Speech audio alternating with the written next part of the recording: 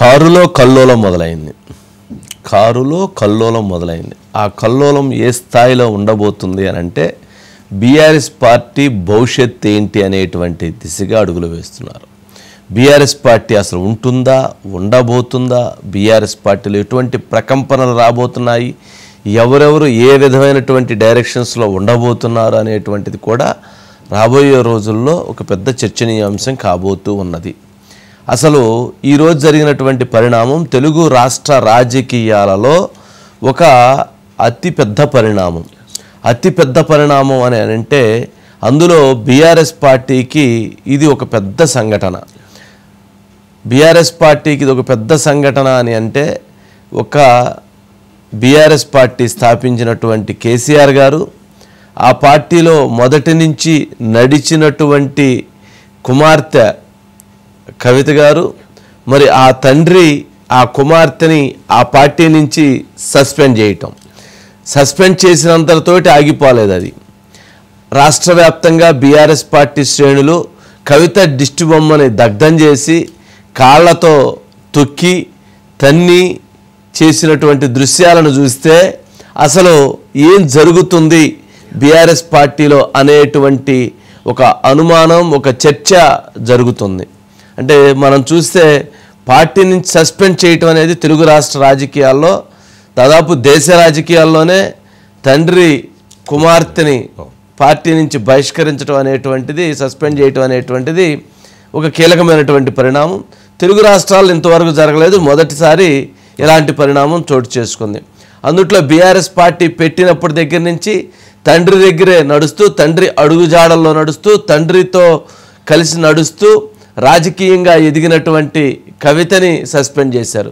మరి పెంచిన తండ్రిది, రాజకీయ విద్య నేర్పిన తండ్రిది కేసీఆర్ గారి తప్ప, లేక కేసీఆర్ గారు చెప్పిన విధంగా నడవకపోవటం కవితది తప్ప, లేక తండ్రి దగ్గర నేర్చుకోకుండా ఇంకొకరి దగ్గర ఇటువంటి విధానం నేర్చుకుందా? మరి ఎవరి తప్పు? పెంచిన తండ్రి తప్ప, లేదా నడిచిన కూతురు తప్ప అనేది కూడా ప్రశ్నే.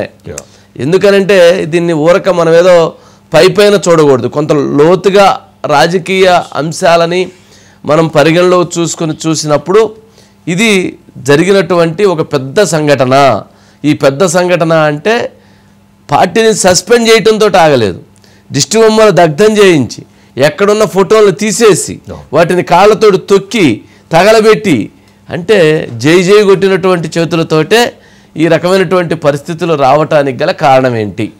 ఇది కవిత స్వయంకృతాపరాధమా, లేక కవిత రాజకీయ వ్యూహమా, లేక బీఆర్ఎస్ పార్టీ కేసీఆర్ గారి వ్యూహాత్మకమైనటువంటి రాజకీయ చాణక్యత, లేక కేసీఆర్ గారు జరగబోతున్నటువంటి ప్రమాదాన్ని ముందుగానే అంచనా వేసి ఆయన కట్ చేశారా అనేది చాలా డైమెన్షన్స్ ఉన్నాయి దీంట్లో. ఈ డైమెన్షన్స్ అన్నిటికీ ఒక కనిపిస్తున్నటువంటిది ఏంటి అని అంటే నిన్న జరిగినటువంటి పరిణామం. కవిత గారు ఆల్మోస్ట్ కొద్ది రోజులుగా పార్టీలో కుట్రబొనుతున్నారు, నా మీద చేస్తున్నారని చెప్పని కేటీఆర్ గారి మీద పరోక్షంగానే ప్రత్యక్షంగానే 1-2 సందర్భాల్లో మాట్లాడారు. కానీ నిన్న ఎప్పుడైతే సిబిఐ ఎంక్వైరీ వేశారన్న తర్వాత అసలు కవిత చెప్పినటువంటి అంశం ఏంటి ప్రజలు గమనిస్తే, తండ్రి మీద సిబిఐ ఎంక్వైరీ పట్టడం ఏంటి, దీనికి ఈ పాపానికి కారణం హరీష్ రావు గారు, సంతోష్ రావు గారు, XYZ అని చెప్పారు. కానీ తండ్రి మీద ఇంత జరిగితే బగ్గుమనాలి కదా తెలంగాణ, తండ్రి మీద ఇంత జరిగితే అసలు పార్టీ అని ఇంకోటి తేల్చుకోవాలి కదా అని చెప్పని కవిత గారి స్టేట్మెంట్. కానీ ఇక్కడ తండ్రిని వెనకేసుకొచ్చి తండ్రికి అండగా నిలబడి తండ్రి కోసం పోరాటం చేయాలి, తండ్రి కోసం ఎవరో చేసినటువంటి అవినీతి మార్కులు తండ్రికి అండుకున్నాయని చెప్పినటువంటి కవితని పార్టీని సస్పెండ్ చేశారు. బంద్ చేయాలి లేకపోతే దిష్టి బొమ్మలు తగలబెట్టాలంటే ఏమో దిష్టి బొమ్మలు తగలబెట్టారు. ఇది ఎక్కడ ఆశ్చర్యం అర్థం కావట్లా. సరే, హరీష్ రావు గారి మీద కామెంట్ చేయటం, అవినీతి ఆరోపణలు చేయటం ఒకటైతే, తండ్రిని సమర్థించుకుంది. బీఆర్ఎస్ పార్టీని స్థాపించి తెలంగాణ రాష్ట్రాన్ని సాధించి చేసినటువంటి కేసీఆర్ గారిని సమర్థించుకుంది. తండ్రికి అన్యాయం జరిగిందని, తండ్రి మీద ఇటువంటి జరగటం బాధాకరమైన విషయం అని చెప్పింది. కానీ అలా చెప్పినటువంటి కవితను తగలబెట్టేశారు. ఇదే అసలు ఈ కోణం అర్థం కాల. అంటే పార్టీ కోసం పేగుబంధాన్ని కూడా దూరం చేసుకున్నారు. పార్టీ కోసం పేగుబంధం అంటే పార్టీ తను మాట్లాడింది ఏంది, కేసీఆర్ తండ్రి గారి గురించే మాట్లాడింది కదా. అంటే బీఆర్ఎస్ పార్టీ బలంగా ఉండాలి అంటే కేసీఆర్ గారు బలంగా ఉండాలి. కేసీఆర్ గారిని సేవ్ చేసి అవసరమైతే పక్కన ఉన్నటువంటి వాళ్ళ మీద తను విమర్శ చేయాలని చూసే ప్రయత్నం చేసింది. కానీ ఇక్కడ ఎందుకో డైమెన్షన్స్ మారినాయి. అంటే బీఆర్ఎస్ పార్టీలో హరీష్ రావు గారు, సంతోష్ రావు, కిషారెడ్డి వీళ్ళందరూ కుట్రతో ఆయన బలయ్యాడు, వీళ్ళందరూ అవినీతితో ఆయన బలయ్యాడు అని చెప్పడంతో ఎంటైర్ కాళేశ్వరం కంపు వీళ్ళకి చుట్టేసుకుంది బీఆర్ఎస్కి. కాళేశ్వరంలో అవినీతి జరిగింది అని చెప్పి ఆమె నిర్ధారించింది. అప్పటి వరకు అసెంబ్లీ సాక్షిగా ఎన్ని కౌంటర్స్ ఇచ్చినా ఎన్ని చేసినా అవన్నీ ఎటో పోయినాయి. చివరికి ఏమైనా నిర్ధారించేసింది వీళ్ళందరూ తినేసారట అని చెప్పని మొదలైంది. అంటే కేసీఆర్ గారు తెలవకుండా వీళ్ళు తింటారా, కేసీఆర్ గారు ఇది ఎంత చేసింది, మరి ఆయనే కదా దీనికి జాతిపిత, ఆయనే కదా దీనికి చీఫ్ ఇంజనీరు అని చెప్పని మొదలు పెట్టేశారు. అంటే రకరకాల డైమెన్షన్స్ తోటి మొత్తంగా ఊహించినటువంటి దానికంటే ఊహకందనటువంటిదే జరిగింది ఈ నిర్ణయాల్లో. సరే, ఇంతవరకు ఒక స్టెప్. ఇప్పటి వరకు కేటీఆర్ గారి మీద విరుచుకుపడినటువంటి కవిత కేటీఆర్ గారిని సైడ్ చేసేసింది, హరీష్ రావు గారిని, సంతోష్ రావుని టార్గెట్ చేసింది. మరి ఈ టార్గెట్ చేయటం వెనుకున్నటువంటి కారణం ఏంటో, ఈక్వేషన్స్ ఏంటో తెలియలేదు. మరి అక్కడ రాజీ ఫార్ములా ఉందా, మరి ఇక్కడ రాజీ ఫార్ములా లేదో తెలియదు. కానీ బట్ అప్పటికి ఇప్పటికి ఏంటంటే అప్పుడు 2-3 సందర్భాల్లో తను తీవ్రమైనటువంటి పార్టీ వ్యతిరేక కార్యక్రమాలు చేసినా కానీ ఇది కాలేదు. కానీ ఎప్పుడైతే హరీష్ రావుని టార్గెట్ చేసిందో, హరీష్ రావు గారిని టార్గెట్ చేయటంతో ఆమె పార్టీని సస్పెండ్ అయింది, పార్టీ సీరియస్గా రియాక్ట్ అయింది. అంటే 6 అడుగుల బుల్లెట్టు బలం అదా, 6 అడుగుల బుల్లెట్టు బలం అదా.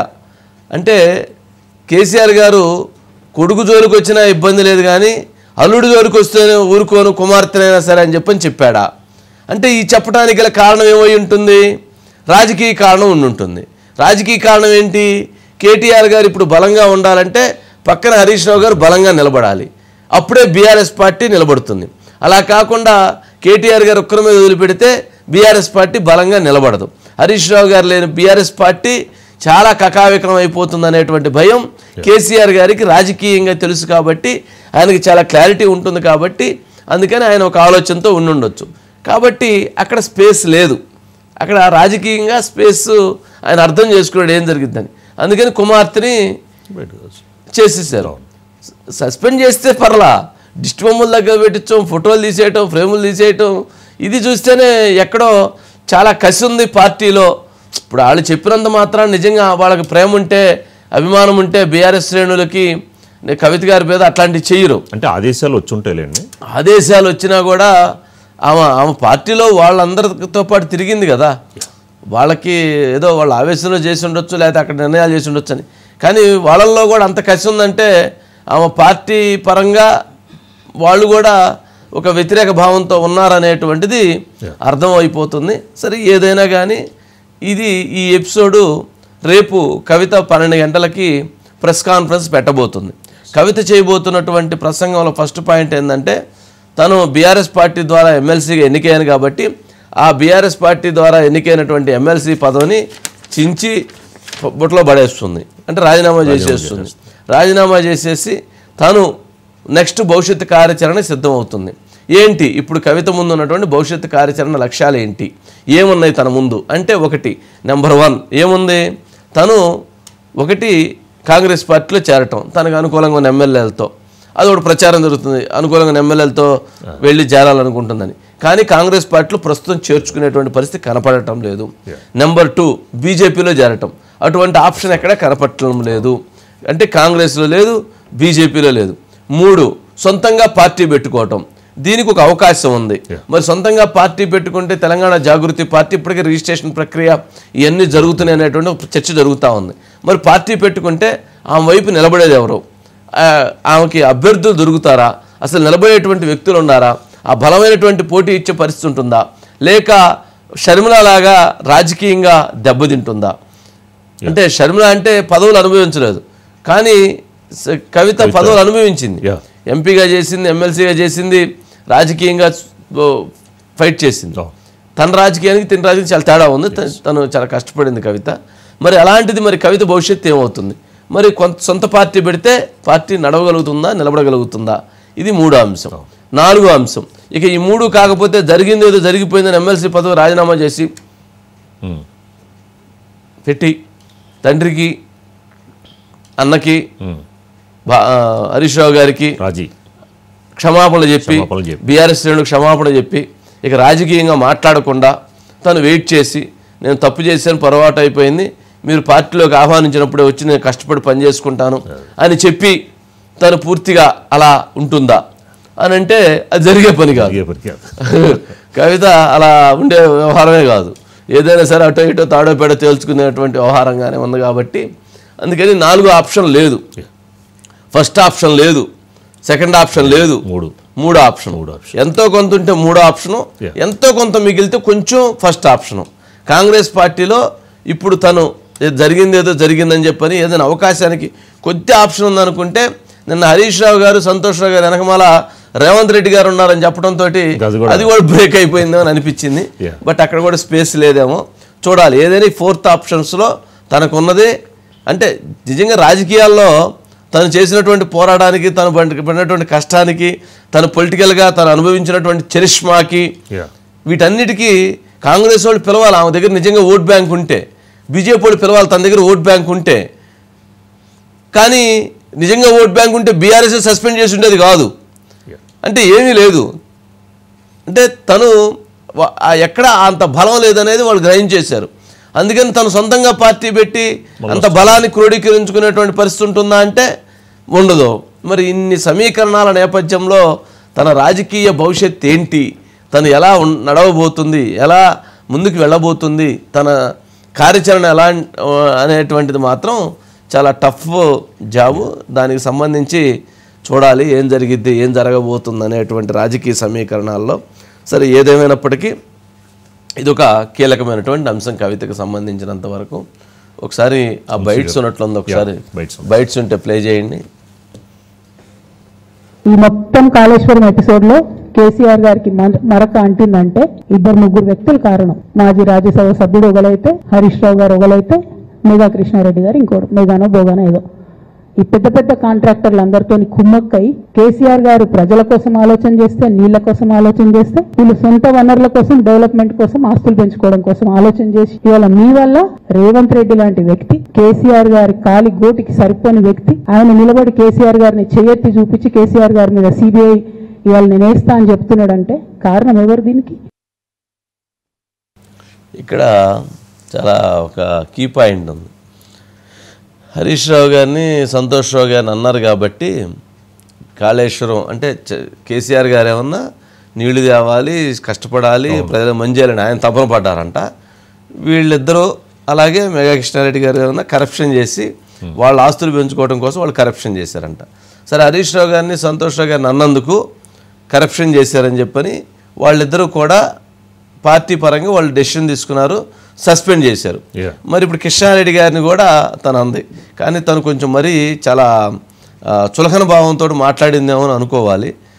మెగానా బొగానా అని అంది, అలా అనుకుని ఉండాల్సింది మెగా కృష్ణారెడ్డి గారు అంటే బాగుండేదేమో. బట్ ఆమె కొద్దిగా చులకన భావంతో మాట్లాడింది. మరి అలా మరి ఇప్పుడు వారు ఏం చేయబోతున్నారు అంటే కరప్షన్ చేశారని చెప్పి ఆమె ఎలిగేషన్ చేసిన నేపథ్యంలో మరి మెగాకి మెయిల్ కంపెనీ నోటీస్ ఇవ్వబోతుందా, మెయిల్ కంపెనీ యాక్షన్ తీసుకోబోతుందా, లేక డిఫమేషన్ ఇవ్వబోతుందా కవిత మీద? అంతే కదా. మరి తన మీద వాళ్ళ మీద ఆరోపణ చేసినప్పుడు వాళ్ళు రెస్పాండ్ అవ్వాలి కదా. హరీష్ రావు రెస్పాండ్ అయ్యి, బీఆర్ఎస్ పార్టీ రెస్పాండ్ అయ్యి యాక్షన్ తీసుకుంది కదా. మరి మెయిల్ కూడా రెస్పాండ్ అవ్వాలి కదా. మరి అవ్వకుండా మనకెందుకు ఇప్పుడు దీంట్లో వివాదంలోకి అని చెప్పి ఆగుతారా, లేకపోతే అవుతారా? అయితే కవిత రియాక్షన్ ఎలా ఉంటుంది? కవిత మరలా ఇంతకుముందు షర్మిల ఇంత పెద్ద ఫైల్ ఎత్తుకొని సిబిఐ చుట్టూతో తిరిగింది మెగా కంపెనీ మీద. మరి ఇప్పుడు ఆమె కూడా మరి ఏమో కూడా పోయి మళ్ళీ అలా తిరిగిద్దా అంటే పాలిటిక్స్లో చాలా రకరకాలైనటువంటి ఇవి ఉంటాయి. బట్ అంటే ప్రజలకి సంబంధించినటువంటి ఈ అంశంలో చాలా లోతుగా చర్చ జరుగుతూ ఉంది. ఇక్కడ కృష్ణారెడ్డి గారి పేరు ఎత్తడం ద్వారా మనం చూస్తే జనరల్గా ఎవరు అది పెద్ద ఫోకస్గా చేయలేదు, మీడియా కూడా పెద్ద ఫోకస్ చేయలే. ఎందుకు అని అంటే తనకున్నటువంటి రిలేషన్స్, తనకున్నటువంటి కాంట్రాక్ట్స్, తనకున్నటువంటి సామర్థ్యాలు ఇవన్నీ ఓకే. బట్ కాకపోతే కాళేశ్వరంలో అడుగుతున్నటువంటి అంశం ఏంటంటే 1,00,00,000 కోట్ల అవినీతి అన్నారు, కానీ 21,000 కోట్లకే అవినీతి మీద ఎంక్వైరీ జరుగుతుంది. మరి 79,000 కోట్లకి ఎందుకు ఎంక్వైరీ జరగట్లేదు అన్నటువంటి ప్రశ్న చాలా బలంగా వినపడుతూ ఉంది. మేధావులు చర్చిస్తున్నటువంటి అంశం అది. ఏది ఎందుకని అంటే ఇంతవరకు ఎందుకు, మిగిలిందా ఎందుకు జరగట్లేదని. బట్ అక్కడే చాలా లాజిక్ ఉంది, అక్కడే చాలా మ్యాజిక్ ఉంది, అక్కడే చాలా రాజకీయ కోణాలు ఉన్నాయి, అక్కడే ఆర్థిక పరమైనటువంటి కోణాలు ఉన్నాయి, అక్కడే పొలిటికల్ ఈక్వేషన్స్ ఉన్నాయి అనేటువంటిది ఇప్పుడు రాజకీయ వర్గాల్లో ఉన్నటువంటి ఒక పొలిటికల్ హాట్ టాపిక్. అందుకని సరే వాళ్ళు మరి నోటీస్ ఇచ్చి మరి వాళ్ళు కూడా యాక్షన్లో దిగుతారా లేదా అనేటువంటిది చూడాల్సినటువంటి అంశం. ఎందుకంటే వాళ్ళని బదనాం చేసింది కదా, డైరెక్ట్గా ఆయన పేరు ఎత్తి మాట్లాడింది కదా, ఆయన స్వార్థం కోసం, వాళ్ళ స్వార్థం కోసం వాళ్ళు నాశనం చేశారని చెప్పిందంటే ఖచ్చితంగా వాళ్ళు కూడా చెప్పొచ్చు. తెలంగాణ జాగృతి వాళ్ళు ఏమైనా చందాలు ఇచ్చుంటే ఇదిగో మేము ఇచ్చాం తెలంగాణ జాగృతి చందాలని కూడా ఎవరో మెయిల్ కంపెనీ కూడా చెప్పొచ్చు. అంటే ఇచ్చుండొచ్చు కూడా, ఎలక్షన్స్కి ఫండ్ కూడా ఇచ్చుండొచ్చు కూడా. గతంలో బీఆర్ఎస్ పార్టీకి వాళ్ళు హైయెస్ట్ బాండ్స్ కూడా ఇచ్చారు. మరి అది కూడా మరి వాళ్ళు కూడా మాట్లాడొచ్చాము. మరి ఏం జరిగిద్ది అనేది చూడాలి. వాళ్ళు ప్రెస్ నోట్ కూడా రిలీజ్ చేయలేదు. అందుకని ఒక ఇది నెక్స్ట్